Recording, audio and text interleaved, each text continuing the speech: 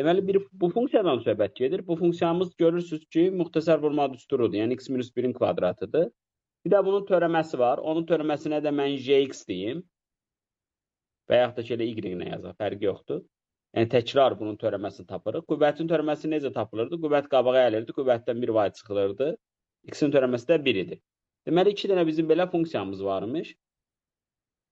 Nedir ki, bunlar ilə qrafiklərlə hududlanmış fiqurun sahəsini tapın. Bu hududlanmış fiqurun sahəsi nə idi şagirdlər? İnteqralla tapılırdı. Şəkillə də çəkirdik, şəkilsiz də həll eləyirdik. Şəkilsiz o vaxt həll eləyə bilərdik ki, bunların kəsişmə nöqtələrini tapırdıq. O vaxt şəkilsiz həll eləyə bilərdik. Onda bunları bir tərəfli yığsaqla yeniləyəcək. X kvadrat çıxı 4x plus 3 bərabərdir 0. X-in biri 1 olacaq, biri 3 olacaq. Yəni, sahə bərabər olacaq 1-dən 3-ə. Bu funksiyanın birindən digərini çıxırdıq. Bu da olacaqdır x kvadrat çıxı 4x plus 3 dx. Bu, bunun şifahi üsulu idi. Əgər cavab mənfi olardısa, müsbətini götürərdi. Yəni, bu inteqralı hesablamıram. Əsas elmi üsulu nə idi? Qrafikini çəkmək.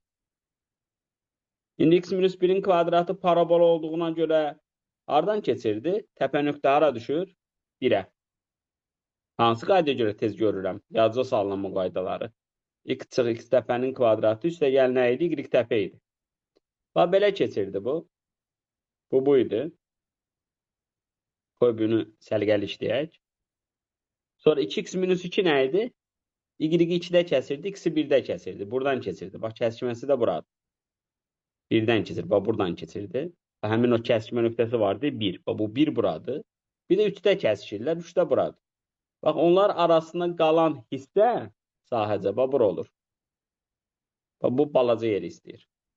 Bunu da biz həndəsli fiqurlarından tapa bilmərik. Top buranı tapa bilərdim. Buranı tapa bilərəm. Amma o dediyi yeri belə tapa bilmərəm. Ona görə burada nədən istifadə edirdim? İnteqralda. Və inteqralda necə yazırdım? Təkrar bir də başdan yazaq. Saha bərabərdir. Qaralanan yerlər yuxarıda qalan hissədən, yuxarıda qalan hissə nədir? 2x çıx 2. Aşağıda qalan hissədə x kvadrat çıx 2x plus 1 idi. Çıxırdıq və inteqrallayırdıq.